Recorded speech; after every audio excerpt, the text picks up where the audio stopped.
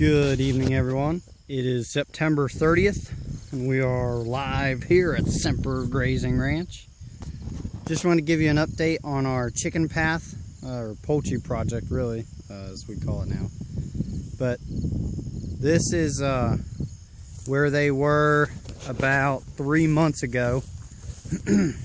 It has been bush hogged down, and despite a lot of that growth that the nitrogen resulting from the nitrogen and that being hacked off, there was still enough nitrogen in the ground to make this stuff grow probably, what, I don't know if you can see out there, 2-3 times as fast. I'm walking in the path right now, and then right about here is where the path stops. And we're at this point the summer, we were running 4 and 5 wide about here, and then right about here we go 6 wide. And if you come over here, you can start seeing the difference, and it just kind of drops right off. So you have this really tall stuff on the edge, and then not so green and quite short back here and on the side. Moving out here, now we're about 2 months ago. If you see feathers, don't mind. That's just what happens when you farm out in very open spaces. So we make this turn. We're going down here.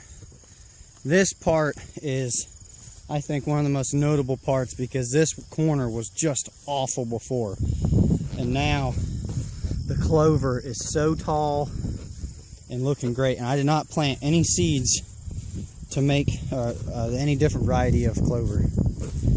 Going down here, we went down here, and I'll spare you the entire walk, but just the whole thing it just looks like a giant lawn. It is gorgeous. And what we still cannot figure out is why the clover takes off so much after the chickens have been on it. Clover, a nitrogen fixing pasture plant.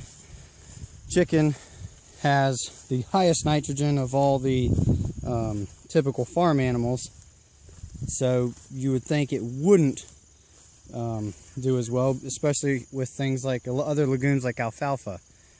Alfalfa, I'm told, if there's too much nitrogen in the soil, it will not take off. But you can kind of see here, I don't know if you can or not, you can see the lanes that some of our pens had taken. I had spaced them out a little bit right here so we could make the turn better, but I also wanted to give them a little bit more aeration because this was the hottest part of the summer. And the farther spaced out they were, the better aerated they would be. I also don't keep them side by side, but I was trying to get a adjusted column.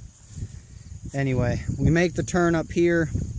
This tall stuff is where they were when this field was bush hogged, and it's going to be bush hogged again before winter hits. But you can see the difference. Right at the end of this field here is where we had our last rain. I can tell that because this is where the nitrogen absorption pretty much just stops. Once we have a good rain, this turn coming out here and coming back, following them over here, will that'll just start to explode. But the idea is, as we get closer and closer to winter, all these egg-laying chickens in that rundown shack of a coop will be closer and closer to the water spigot, which is right over there. So we're just going to go down, back up, and we're just going to keep winding. And as we go, we're going to get, there's no more meat chickens coming on this pasture, so we'll have fewer and fewer meat chickens. These 2 pens are roughly 50 birds. They are our last batch and will be processed around Thanksgiving. This pen and this pen They are next to be processed. I'm starting to pour the coal to them. We'll see how soon I can make that happen, but we just processed this weekend, so I'm not in a hurry. And then these guys will be 2 weeks or so after them. But what we do is we open the fence up a little bit ahead to let the layers go through, eat bugs, which dramatically decreases their feed consumption. And then I try and shorten the back fence there. And anyway, that's what we do. And we leave a small space for the layers to walk through and cover more ground that way. But you all have a good day, and we will catch you later.